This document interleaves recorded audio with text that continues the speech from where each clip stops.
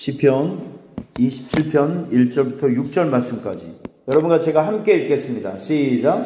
여호와는 나의 빛이요 나의 구원이시니 내가 누구를 두려워하리요. 여호와는 내 생명의 능력이시니 내가 누구를 무서워하리요. 악인들이 내 살을 먹으려고 내게로 왔으나 나의 대적들 나의 원수들인 그들은 실족하여 넘어졌도다. 군대가 나를 대적하여 진칠지라도 내 마음이 두렵지 아니하며 전쟁이 일어나 나를 치료할지라도 나는 여전히 태연하리로다. 내가 여호와께 바라는 한 가지 일 그것을 구하리니 곧 내가 내 평생에 여호와의 집에 살면서 여호와의 아름다움을 바라보며 그의 성전에서 사모하는 그것이라. 여호와께서 환난 날에 나를 그의 초막 속에 비밀히 지키시고 그의 장막 은밀한 곳에 나를 숨기시며 높은 바위 위에 두시리로다. 이제 내 머리가 나를 둘러싼 내 원수 위에 들리리니 내가 그의 장막에서 즐거운 제사를 드리겠고 노래하며 여호와를 찬송하리로다. 아멘. 오늘 우리 교회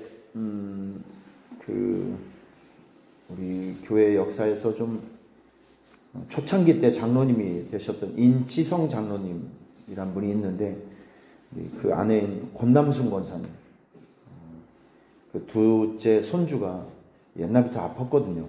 근데 어제 천국으로 갔습니다. 이제 30대 초반인데 그래서 그 참 슬픈 비보가 이제 어제 들리게 되었는데 권남순 권사님 많이 힘드실 거예요. 그래서 오늘 2시에 거기에 가서 위로 예배를 드리려고 합니다.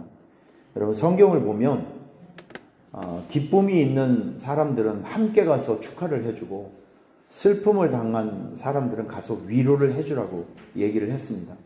오늘 시간적으로 여유가 좀 되시는 분들은 교회 1시 50분까지 오시면 우리 교육자들과 함께 가서 큰 슬픔을 당한 그 가정을 좀 위로하고 왔으면 좋겠습니다. 꼭 기도해 주시고요. 여기 오늘 이 본문은 많은 성경학자들이 본문을 이렇게 해석을 합니다. 그 배경이 나와요. 시편은 다 배경이 있는데 시편 27편은 다윗이 자기 사랑하고 있는 그 압살롬 아들이 아버지 나라를 뺏기 위해서 반역을 했어요. 다른 사람이 반역을 한 것도 괘씸하고 속상할 일인데 자기 피부치 자기 아들이 아버지를 죽이고 나라를 뺏기 위해서 반역을 했다고요. 여러분 이런 상황이 얼마나 기가 막히겠습니까? 얼마나 속상하겠어요. 이런 상황에서 지었던 시가 바로 시편 27편이다 라고 평가를 하고 있습니다. 저는 어제 이 본문을 정해놓고 생각을 해봤어요. 여러분들도 아마 인생을 살다 보면 답답하고 기운 빠지고 그런 때가 많이 있을 겁니다. 다윗의 인생을 쭉 묵상을 해보면 다윗에게 있어서 가장 비극적이고 가장 속상했던 시간들, 답답했던 시간들은 사울 왕의 질투 때문에 10년 동안 도망 다녔던 그 시기예요. 골리앗을 죽인 이후로 인기가 막 올라가니까 사울 왕이 다윗이 영광을 받고 막 박수를 받고 사람들 인기가 점점 좋아지니까 그 불안한 마음 때문에 다윗을 죽이기 위해서 10년 동안을 미친 듯이 쫓아다녔어요. 이때 다윗이 얼마나 마음적으로 힘들었을까요? 자기는 혼자인데 자기를 쫓는 사람들이 수천 명의 군사들이 매일 자기를 찾고 있어요. 이건 정말 천국 가서 확인해 보면 다윗은 머리에 원형 탈모증이 있을 것 같아요. 스트레스를 받았어요. 이건 상상할 수 있잖아요. 오죽했으면 다윗이 얼마 전에 자기가 죽였던 골리앗의 고향이었던 가드로 도망을 갔을까? 얼마나 그 스트레스가 심했으면 이게 그때는 사는 게 아닌 시절이에요. 차라리 죽었으면 좋겠다. 이런 답답한 심정을 가지고 살았던 시절이 바로 그 시절입니다. 전 또 요셉을 한번 생각을 해봤어요. 노예로 팔려가더니 거기서 열심히 일한 대가로 감옥에 들어갔습니다. 성경에 나오지 않지만 그가 받은 죄가가 감옥에서 몇 년이었는지는 모르겠지만 요셉은 굉장히 답답했을 것 같아요. 난 억울하게 이 감옥에 들어왔는데 난 언제까지 여기서 이 그 습한 감옥에서 여기서 내가 언제 빠져나올 수 있을까? 마음이 엄청 답답했을 것 같아요. 얼마나 지루하고 얼마나 답답했을까요? 바벨론으로 포로로 잡혀간 유대인들 70년 거기 동안 살았죠. 그들은 거기서 평생을 살면서 내가 고향에 언제쯤 갈 수 있을까? 얼마나 답답했고 얼마나 마음이 힘들었을까요? 여러분, 우리가 코로나 3년 동안 지나면서 저는 이 코로나 이 스트레스 때문에 이빨이 10개가 빠졌습니다. 아마 여러분들도, 저도 힘든 시간을 보냈지만 여러분들도 나름대로 경제적으로 또 상황적으로 뭐 사업적으로 힘들지 않은 사람이 언제 있겠어요? 우리 지난 3년 동안 한번 생각을 해보면 코로나 때문에 이 마스크 쓰고 다니고 뭐 떨어져 앉아라 사회적 거리두기인가 뭔가 생전 처음 듣는 이상한 삶의 현장에서 직업 다 잃어버리고 사업장 다 무너지고 우리 그렇게 답답했던 시절을 우리는 겪었던 사람들입니다. 이거 세계 역사 속에 나오는 그런 그 시간일 거예요. 그런데 사람이 이렇게 희망이 없는 답답한 세월을 이렇게 보내다 보면 일단 낙심을 합니다. 낙심은 한번 주저앉으면 일어설 수 없는 마음이 낙심이에요. 그러니까 성경은 여러분들에게 절망하지 말아라, 낙심하지 말아라, 이렇게 소망을 주고 있는 것입니다. 왜냐하면 예수님이 있으면 다시 일어설 수 있거든요. 낙심하지 말아라, 절망하지 말아라, 구절을 보면 하나님이 밑바닥에 있기 때문에 너는 다시 일어날 수 있다는 거예요. 할렐루야. 그 믿음이 꼭 있기를 축원합니다. 사람은 낙심해요. 이런 답답한 상황이 있으면. 그리고 용기와 소망을 잃어버리게 됩니다. 그래서 사람들은 자기 삶을 포기하는 거예요. 오늘 저는 이 본문을 가지고 여러분들에게 이런 걸 좀 알려드리고 싶어요. 이건 굉장히 현실적인 겁니다. 답답함이 있을 때 아무리 노력하고 애써도 내 삶의 현장이 꼼짝하지 않고 변하지도 않을 때, 이때가 사람 기운 빠지고 우울한 시간이거든요. 아주 답답한 시간이거든요. 이럴 때 성경 본문, 오늘 성경은 3가지를 우리에게 가르쳐 줍니다. 이 답답함이 있을 때 여러분들 이 3가지를 실천하세요. 첫 번째, 답답한 일상 속에서도 여러분들이 알아야 될 것이 있어요. 이런 정지되어 있는 상황에서도, 움직이지 않는 상황에서도 하나님은 여러분 자신을 위해서 일을 하고 있다는 것을 알으셔야 합니다. 굉장히 중요한 거예요. 여러분 5절 말씀 한번 보실래요? 하나님께서 다윗을 위해서 일하고 있는 모습이 보여요. 5절 말씀 시작. 여호와께서 환난 날에 나를 그의 초막 속에 비밀히 지키시고 그의 장막 은밀한 곳에 나를 숨기시며 높은 바위 위에 두시리로. 자, 여기 하나님께서 다윗을 위해서 일하신 3가지 모습이 나와요. 찾아보세요. 첫째 뭐죠? 예, 환난 날에 다윗을 지키심. 두 번째는 뭐죠? 숨기심. 아주 은밀한 곳에 다윗을 숨기고. 세 번째는 뭐죠? 높은 바위 위에 두셨다. 보세요, 여러분.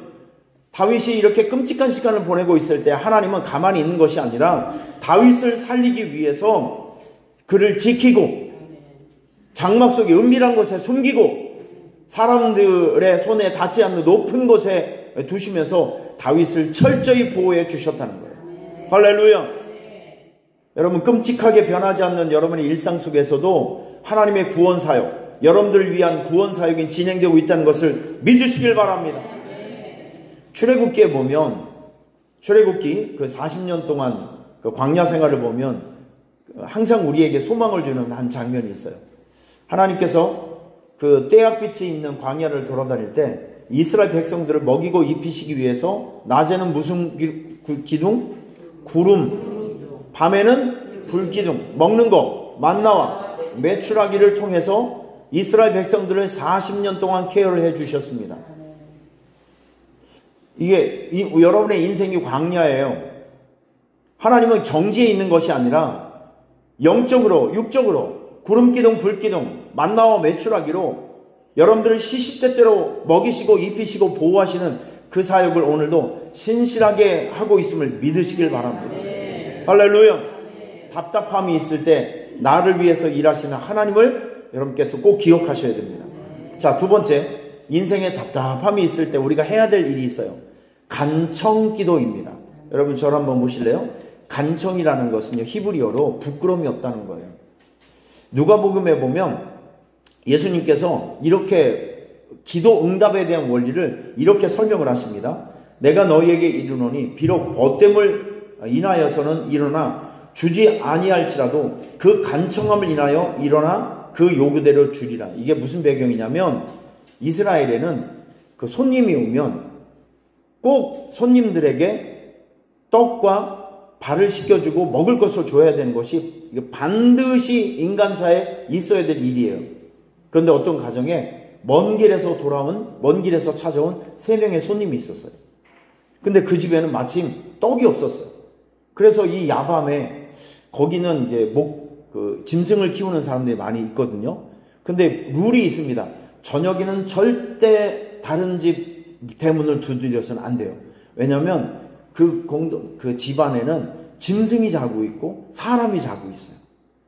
그럼 여러분 아시겠지만 집안에 강아지를 키우시는 분 아실 거예요. 밖에서 인기척이 있으면 누가 제일 먼저 깹니까? 그놈이 제일 먼저 깨서 문 앞에 가서 막 짖어요. 그럼 온 집안 식구가 다 일어나는 거예요. 만약에 그 밤 한 12시에 가서 문을 두드린다고 하면 거기 있는 양이나 소나 염소가 다 일어나서 꿀꿀거리고 난리가 나겠죠. 그럼 그 집안 식구가 평화가 깨지는 거예요. 그래서 유대인들은 밤이면 남의 집 대문을 두드리는 것은 불문율입니다. 해서는 안 돼요. 그런 풍습을 가지고 있어요. 그런데 자기 집에 손님이 왔는데 떡이 없어요.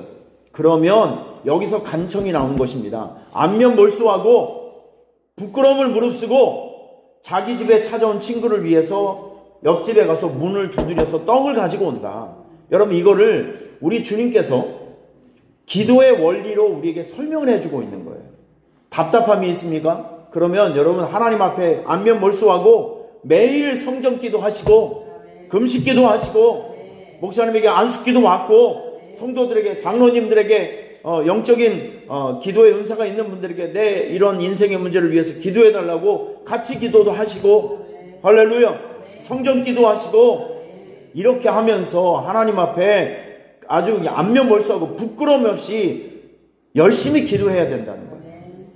답답함이 있을 때 손 놓고 있지 마시고 간청기도 하시길 바랍니다. 자, 우리 다윗의 간청기도 한번 읽어볼게요. 9절부터 11절 말씀. 다윗의 간청기도만 부끄러움 없이 하나님 앞에 아주 집요하게 기도하는 거예요. 시작. 주의 얼굴을 내게서 숨기지 마시고 주의 종을 놓아여 버리지 마소서. 주는 나의 도움이 되셨나이다. 나의 구원의 하나님이시여 나를 버리지 마시고 떠나지 마소서. 내 부모는 나를 버렸으나 여호와는 나를 영접하시리이다. 여호와여 주의 도를 내게 가르치시고 내 원수를 생각하셔서 평탄한 길로 나를 인도하소서. 아멘. 여기서 다윗의 심정이 여러분 읽히시나요? 아주 간절한 마음으로 하나님 앞에 구구절절 도움을 요청하고 그리고 하나님의 역사를 요청하고 있는 장면입니다. 답답한 현실에서 여러분들에게도 오늘도 간청기도가 있기를 축복합니다. 자, 마지막으로 우리가 답답한 상황에서 해야 될 일이 있습니다. 길이 열릴 때까지 인내하고 여러분들이 어디 도망가지 말고 피해가지 말고 여러분의 자리에서 잘 견디고 있어야 된다는 거예요. 자, 여러분 우리 14절 말씀 한번 보세요. 14절 말씀 시작.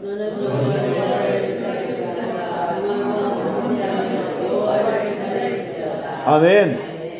여러분의 자리에서 떠나지 말고 뭐 툭 하면 뭐 좀 어려운 일이 있으면 아유 예수를 믿어도 되는 것도 없고 이 교회 다녀도 되는 것도 없고 난 딴 교회 갈래. 나 예수 안 믿을래. 여러분 이거는 참 어린애보다도 못한 그 판단이고 생각입니다. 뿌리를 내렸으면 그 뿌리가 좀 깊이 내려갈 때까지 버티고 있어야죠. 이건 누구나 알 수 있는 상식입니다.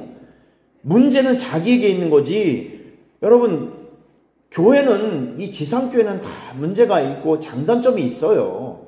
그러면 하나님께서 불러주신 그 자리에서 좀 침묵하고 견디고 이기고 하면서 신앙의 뿌리를 깊숙이 좀 내리면서 버티면서 깡도 기르고 능력도 기르고 좀 그래야 되는 거 아니겠어요? 여러분들은 뿌리 깊은 나무가 되시길 바랍니다. 우리 교인들은 그런 게 돼 있어서 정말 감사한 일이에요. 자, 여러분, 엘리야가 갈멜산에서 그 850대 1 전쟁을 하고 이제 하늘문을 열기 위해서 갈멜산 꼭대기에서 기도를 합니다. 그 현장을 보면 기도를 하다가 자기 종을 보내서 야, 저기 바닷가에서 무슨 그 현상이 안 나타나냐? 계속 보냅니다. 근데 7번입니다. 7은 무슨 수라고 하죠? 완전수. 지상의 동서남북, 천상의 하나님 세계의 성부, 성자, 성령. 그러니까 하늘과 땅의 숫자가 합해진 거, 완전수.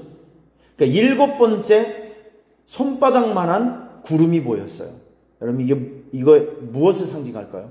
기도는 응답받을 때까지 자기 자리에서 해야 된다는 거예요. 그게 기도의 원리라는 거예요.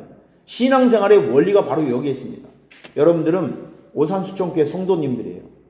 다른 데 가서 예배하지 말고 본인의 자리에서, 본인의 교회에서 하나님을 예배하셔야 됩니다. 본인의 자리에서 기도하셔야 됩니다. 할렐루야. 기도하실 때 언제까지? 하나님의 응답이 나올 때까지 본인의 자리에서 하나님의 역사와 도우심과 은혜와 축복을 기대하며 강력하게 바라면서 여러분의 자리에서 인내하고 기다려야 합니다. 저는 목회를 하면서 이 목회라고 하는 것은 신비예요. 금방 되어질 일 같다가도 안 되는 경우가 있어요. 안 될 일 같은데도 되어지는 일들이 있어요. 이 답답한 상황 속에서 제 마음을 항상 격려하는 것이 있어요. 그게 뭐냐면 이런 겁니다.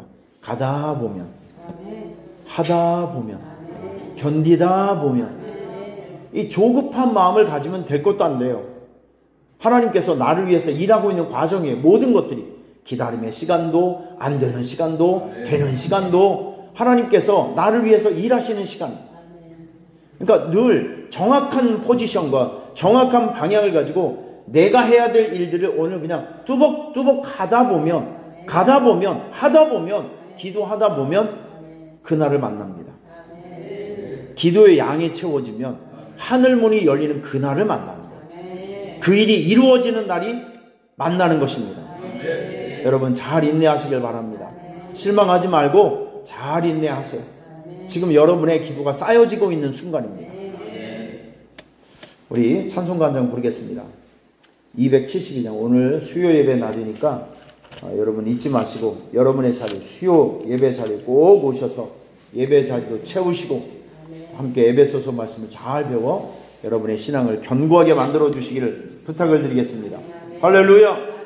구역 식구들 많이 알려서 이따가 내가 포스터도 만들어 드리고 문자도 보낼 테니까 꼭 전달해서 함께 와주시기를 부탁합니다. 272장입니다. 고통의 멍에 벗으려고 예수께로 나갑니다.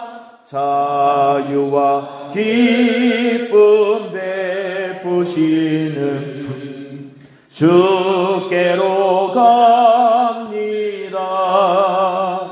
병든 내 몸이 튼튼하고 빈궁한 삶이 부해지며 죄악을 벗어버리려고 주께로 가